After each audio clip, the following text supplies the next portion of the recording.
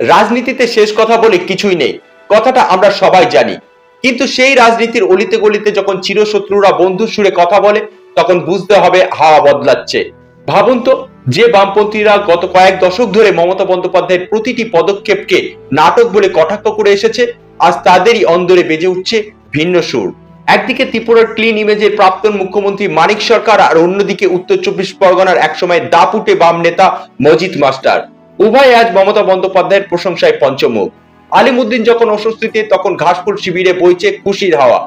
কি এমন ঘটনা ঘটলো যে লাল ঝান্ডার সৈনিকরা আজ জোড়া ফুলের সাওয়ালে মুগ্ধ?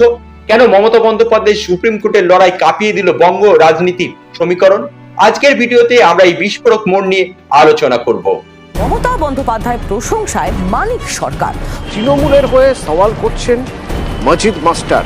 পশ্চিমবঙ্গের রাজনীতিতে ইদানিং সবচেয়ে আলোচিত বিষয় হলো ভোটার তালিকা সংশোধন বা এসআইআর ইস্যুতে সুপ্রিম কোর্টে মুখ্যমন্ত্রী মমতা বন্দ্যোপাধ্যায়ের সশরীরে সওয়াল।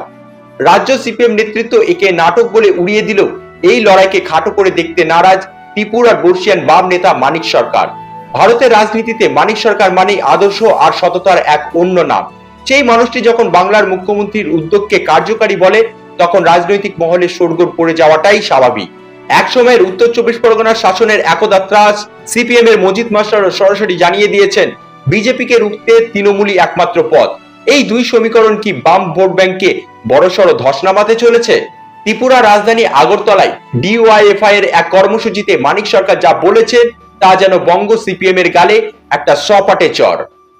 শ্রীমতী ব্যানার্জি দেরি করে ফেলেছেন, আরো আগে তার যাওয়া উচিত ছিল, কিন্তু দেরি হলেও প্রতিবাদটা যেটা করার চেষ্টা করেছেন, কোর্টে যেভাবে গেছেন, সেটাকে আমি খাটো করে দেখতে চাইছি না। যেখানে মোহাম্মদ সেলিম বা সুজন চক্রবর্তীরা বলছেন মমতা বন্দ্যোপাধ্যায় লোক দেখাতে সুপ্রিম কোর্টে গিয়েছিলেন, সেখানে মানিক সরকারের এই সার্টিফিকেট অত্যন্ত তাৎপর্যপূর্ণ। মানিক সরকার কেবল একজন প্রাক্তন মুখ্যমন্ত্রী নয়, তিনি সিপিএম এর পলিট ব্যুরোর প্রাক্তন সদস্য। তার এই মন্তব্য প্রমাণ করে যে দিল্লির রাজনীতিতে বিজেপির বিরুদ্ধে লড়াইয়ে মমতা বন্দ্যোপাধ্যায়কে অস্বীকার করার জায়গা আর নেই।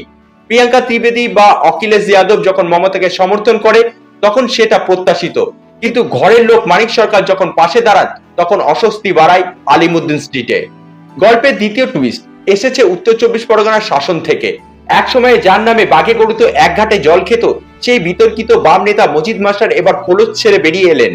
তিনি সাফ জানিয়ে দিলেন, গত 2 বছর ধরে তিনি তৃণমূলকেই ভোট দিচ্ছেন। বিজেপিকে যারা প্রতিহত করবার চেষ্টা করবে, আমি তাদের সেই কাজকে সমর্থন করব। মমতা ব্যানার্জি বিজেপির বিরুদ্ধে প্রতিবাদ জানাচ্ছেন, তাকে প্রতিহত করার জন্য চেষ্টা করছেন তার আদর্শ মতো। আমি এটাকে সমর্থন করি। 26 সালে আমি বিজেপিকে ঠেকাবার জন্য, বিজেপি যাতে ক্ষমতায় না আসতে পারে, সেই জন্য আমার ভোটটা যে জিতে বিজেপিকে ঠেকাতে পারবে এমন দলকেই দেবো, সেটা হলো তৃণমূল কংগ্রেস। কেন এই পরিবর্তন? মজিদ মাস্টারের যুক্তি খুব সহজ ও সরাসরি। তার মতে দেশে বিজেপির বাড়বাড়ন্ত রুখতে হলে মমতা বন্দ্যোপাধ্যায়ের হাত শক্ত করা ছাড়া আর কোনো উপায় নেই। তিনি মনে করেন বামেদের ভোট দিলে সেই ভোট কার্যত নষ্ট হবে এবং পরোক্ষভাবে বিজেপির লাভবান হবে। মমতা বন্দ্যোপাধ্যায় সুপ্রিম কোর্টের সওয়াল মজিদ মাস্টারদের মতো মাঠের নেতাদেরও দাগ কেটেছে। তিনি মনে করেন মুখ্যমন্ত্রী হিসাবে মমতা বন্দ্যোপাধ্যায় সাহসিকতার পরিচয় দিয়েছেন। বঙ্গ সিপিএম যখন মমতা বন্দ্যোপাধ্যায়কে আক্রমণ করে বিজেপি বিরোধী ভোট নিজেদের দিকে টানতে চাইছে, ঠিক তখনই মানিক সরকারের এই মন্তব্য তাদের কৌশলের উপর বড়সড় প্রশ্নচিহ্ন এঁকে দিল। বামেদের একাংশ প্রচার করেছিল যে মমতা বন্দ্যোপাধ্যায় সওয়াল করবে না, কিন্তু যখন খবরে এলো তিনি সওয়াল করছেন, তখন বামেদের সেই প্রচার বুমেরাং হয়ে ফিরল। মানিক সরকার সম্ভবত বুঝতে পেরেছিলেন যে জাতীয় স্তরে বিজেপির বিরুদ্ধে ইন্ডিয়া যুদ্ধের সংহতি বজায় রাখতে গেলে মমতার অবদানকে অস্বীকার করা যাবে না। কিন্তু পশ্চিমবঙ্গের রাজ্য নেতাদের কাছে এটি কি অস্তিত্বের লড়াই? এই দ্বিচারিতা কি এখন বাম কর্মীদের বিভ্রান্ত করছে? রাজনীতিতে কেউ চিরশত্রু নয়। মানিক সরকারের মতো প্রবীণ জননেতা যখন মমতা বন্দ্যোপাধ্যায়ের উদ্যোগকে সাধুবাদ জানান, তখন বুঝতে হবে ইস্যু ভিত্তিক রাজনীতিক ব্যক্তি কেন্দ্রিক বিরোধের ঊর্ধ্বে উঠে গেছে। মজিদ মাস্টারের স্বীকারোক্তি হলো এটি হিমশৈলের চূড়া মাত্র। তলে তলে কত বাম কর্মী যে ঘাস ফুলের দিকে ঝুঁকেছে তা ভোটের বাক্সেই বোঝা যাবে। মমতা বন্দ্যোপাধ্যায় সুপ্রিম কোর্টে দাঁড়িয়ে শুধু আইনি লড়াই লড়েননি, তিনি রাজনৈতিক ময়দানেও এক মোক্ষম চাল চেলেছেন, যার প্রভাব এখন শুধু ত্রিপুরা থেকে শাসনের অলিগলি সর্বত্র স্পষ্ট। আপনাদের কি মনে হয়, মানিক সরকারের এই মমতা বন্দ্যোপাধ্যায়ের প্রশংসা কি বঙ্গ সিপিএম এর বড় ক্ষতি করলো?